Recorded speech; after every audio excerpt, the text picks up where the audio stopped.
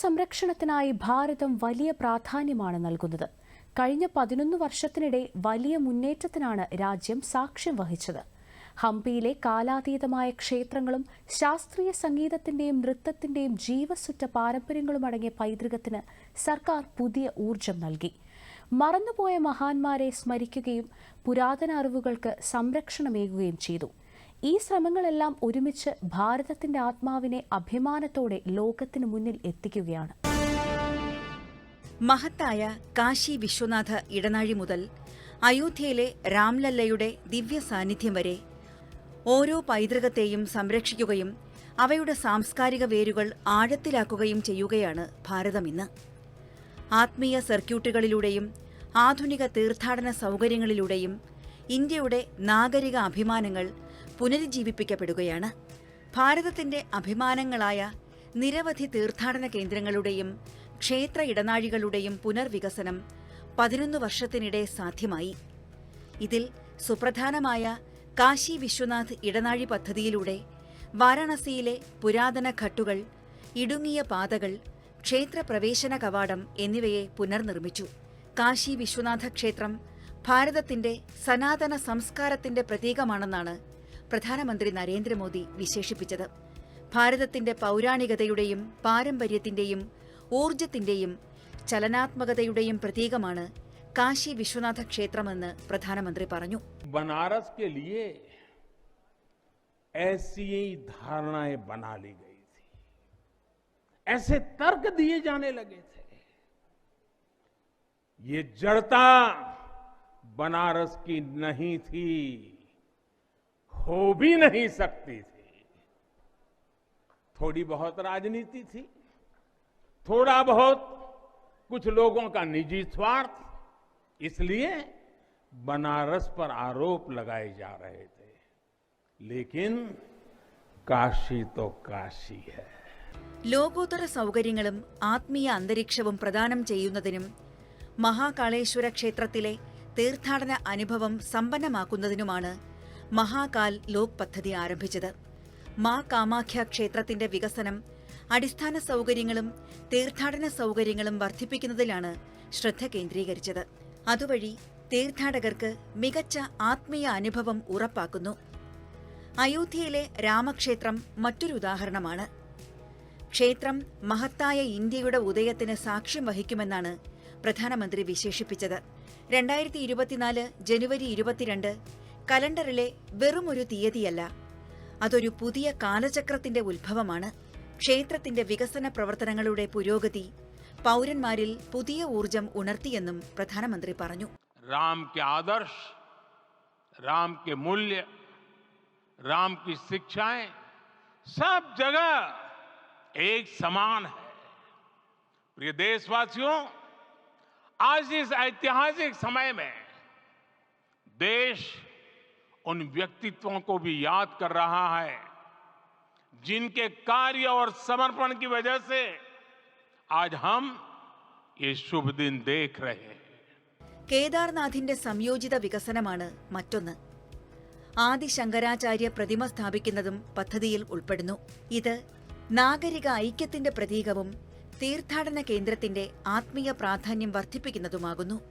സോമനാഥ് ക്ഷേത്രത്തിന് ചുറ്റുമുള്ള വികസനം എന്നിവ ഉൾപ്പെടെ പ്രധാന തീർത്ഥാടന കേന്ദ്രങ്ങളെ പുനരുജ്ജീവിപ്പിച്ചുകൊണ്ട് പ്രധാനമന്ത്രി നരേന്ദ്രമോദി അഹല്യാഭായ് ഹോൾക്കറുടെ പാരമ്പര്യം തുടരുകയാണ്. അറബിക്കടലിന് എതിർവശത്തുള്ള സോമനാഥ ക്ഷേത്രത്തിന്റെ ഗംഭീരമായ കാഴ്ച തീർത്ഥാടകർക്ക് കാണാൻ കഴിയുന്ന ഒരു നടപ്പാതയും വികസിപ്പിച്ചെടുത്തു. തീർത്ഥാടന കേന്ദ്രങ്ങളിലേക്കുള്ള കണക്ടിവിറ്റി മെച്ചപ്പെടുത്തിയതാണ് മറ്റൊരു നേട്ടം. ചാർധാമിനെ ബന്ധിപ്പിക്കുന്ന നിലവിലുള്ള 5 ദേശീയ പാതകൾ മെച്ചപ്പെടുത്തുന്നതിനാണ് ചാർധാം പദ്ധതി. യമുനോത്രി, ഗംഗോത്രി, കേദാർനാഥ്, ബദരീനാഥ് എന്നിവ ഉൾപ്പെടെ തനക്പൂർ മുതൽ പിത്തോരാഗഡ് വരെയുള്ള കൈലാസ് മാനസരോവർ യാത്രയുടെ ഭാഗമാണ് ഈ പാത. ഏകദേശം 825 കിലോമീറ്റർ ദൈർഘ്യമുള്ള പാതയാണ് യാഥാർത്ഥ്യമാകുന്നത്. ഇതിൽ 2024 ജൂലൈ വരെ 616 കിലോമീറ്റർ പൂർത്തിയായി. ഹേമകുണ്ട് സാഹിബ് റോപ്പ് വേ ഒരു സുപ്രധാന കണക്ടിവിറ്റി പദ്ധതിയാണ്. ഉത്തരാഖണ്ഡിലെ ഗോവിന്ദ് ഘട്ടിൽ നിന്ന് ഹേമകുണ്ട് സാഹിബ്ജി വരെ 12.4 കിലോമീറ്റർ ദൂരത്തിലാണ് റോപ്പ് വേ പദ്ധതി നടപ്പാക്കുന്നത്. പദ്ധതിയുടെ ആകെ ചെലവ് 2730.13 കോടിയാണ്. ഇന്ത്യ ബുദ്ധമതവുമായി ആഴത്തിൽ ബന്ധപ്പെട്ടിരിക്കുന്നു. ബുദ്ധമതവും ഭഗവാൻ ബുദ്ധന്റെ ജീവിതവുമായി ബന്ധപ്പെട്ട സ്ഥലങ്ങളും ഇന്ത്യയിലുടനീളം വ്യാപിച്ചു കിടക്കുന്നു. ഇത്തരം സ്ഥലങ്ങൾ ബുദ്ധമത സർക്യൂട്ട് എന്നറിയപ്പെടുന്നു. ബുദ്ധിസ്റ്റ് സർക്യൂട്ട് പദ്ധതി നടപ്പാക്കുന്നത് ഈ സ്ഥലങ്ങളുടെ പൈതൃകം കാത്തുസൂക്ഷിക്കാൻ വേണ്ടിയാണ്. പദ്ധതിയുടെ ഭാഗമായി ഉത്തർപ്രദേശ് ശ്രാവസ്തി, ഖുശിനഗർ, കപിൽവാസ്തു എന്നിവിടങ്ങളിലെ പ്രധാന ബുദ്ധമത കേന്ദ്രങ്ങളുടെ വികസനത്തിനായി 87.89 കോടി രൂപ അനുവദിച്ചിട്ടുണ്ട്. ആന്ധ്രാപ്രദേശിലെ ഹാലിഹുണ്ടം, ബവികൊണ്ട, ബോജനകൊണ്ട, അമരാവതി, അനുപു, ബീഹാറിലെ ബോധ് ഗയ, ഗുജറാത്തിലെ ജുനാഗഡ്, ഗിർ, സോമനാഥ്, ബറൂച്ച്, കച്ച്, ഭവ്നഗർ, രാജ്കോട്ട്, മെഹ്സാന, മധ്യപ്രദേശിലെ സാഞ്ചി, സത്ന, രേവ, മന്ദ്സൗർ, ധാർ എന്നിവയാണ് പദ്ധതിയിൽ ഉൾപ്പെട്ട സ്ഥലങ്ങൾ. ഭഗവാൻ ബുദ്ധനോടുള്ള ആദരവ് ഇന്ത്യൻ സർക്കാരിന്റെ നയങ്ങളിൽ പ്രതിഫലിക്കുന്നതായി പ്രധാനമന്ത്രി നരേന്ദ്രമോദി പറഞ്ഞു. ബുദ്ധിസ്റ്റ് സർക്യൂട്ടിന്റെ ഭാഗമായി ബുദ്ധപൂർണിമ എക്സ്പ്രസ് പ്രത്യേക ട്രെയിൻ ആരംഭിച്ചിട്ടുണ്ട്. ഖുശിനഗർ അന്താരാഷ്ട്ര വിമാനത്താവളത്തിന്റെ ഉദ്ഘാടനം അന്താരാഷ്ട്ര ബുദ്ധ തീർത്ഥാടകർക്ക് പ്രയോജനപ്പെടുന്ന ഒരു ചരിത്രപരമായ ചുവടുവയ്പ്പാണെന്നും പ്രധാനമന്ത്രി പറഞ്ഞു. ഇന്ത്യൻ സിഖ് തീർത്ഥാടകർക്ക് കർത്താർപൂരിലെ ഗുരുദ്വാര ദർബാർ സാഹിബിലേക്ക് പ്രവേശിക്കാൻ കഴിയുന്ന തരത്തിൽ കർത്താർപൂർ ഇടനാഴി 2019 നവംബർ 9 ഉദ്ഘാടനം ചെയ്തത് മറ്റൊരു ചുവടുവയ്പ്പാണ്. പ്രധാന പൈതൃക ഇടനാഴികളും ഐക്കണിക് സൈറ്റുകളും വികസിപ്പിക്കുന്നതിനു പുറമെ മതപരമായ വൈവിധ്യം സംരക്ഷിക്കുന്നതിനും പ്രോത്സാഹിപ്പിക്കുന്നതിനും സർക്കാർ സമഗ്രമായ സമീപനം സ്വീകരിക്കുന്നു. പ്രസാദ് പോലുള്ള പദ്ധതികളിലൂടെ മസ്ജിദുകൾ, പള്ളികൾ, ആരാധനാലയങ്ങൾ എന്നിവ ഉൾപ്പെടെ വിവിധ ആരാധനാലയങ്ങളെ പുനരുജ്ജീവിപ്പിക്കാനുള്ള ശ്രമങ്ങൾ ആരംഭിച്ചിട്ടുണ്ട്. ഇത് ഭാരതത്തിന്റെ സമ്പന്നമായ ആത്മീയ പാരമ്പര്യത്തെ ആഘോഷിക്കുകയാണ്. സാംസ്കാരിക പൈതൃകം സംരക്ഷിക്കുന്നതിനോടൊപ്പം സാമുദായിക ഐക്യത്തെ ശക്തിപ്പെടുത്തുന്നതാണ് ഈ സമഗ്ര വികസനം. സ്മാരകങ്ങൾ പുനഃസ്ഥാപിക്കുന്നതിനുമപ്പുറം സമൂഹങ്ങളെ പുനർനിർമ്മിക്കാനും പ്രാദേശിക സമ്പദ്വ്യവസ്ഥയെ പുനരുജ്ജീവിപ്പിക്കാനും ഈ സംരംഭങ്ങൾ സഹായിക്കുന്നു. പ്രസാദ് പദ്ധതി പ്രകാരം രാജ്യത്തുടനീളമുള്ള സാംസ്കാരിക ആത്മീയ കേന്ദ്രങ്ങളുടെ വികസനത്തിനായി ഏകദേശം 1900 കോടി രൂപ നിക്ഷേപിച്ചിട്ടുണ്ട്. സ്വദേശ് ദർശൻ പദ്ധതി യാത്രാ അടിസ്ഥാന സൗകര്യങ്ങൾ കൂടുതൽ മെച്ചപ്പെടുത്തി. തെരഞ്ഞെടുത്ത തീമാറ്റിക് സർക്യൂട്ടുകളിലായി 76 പദ്ധതികൾക്കായി 5292.91 കോടി രൂപ അനുവദിച്ചു. 2023-25 കാലയളവിൽ സ്വദേശ് ദർശൻ 2.0 34 പദ്ധതികൾ കൂടി അംഗീകരിച്ചു.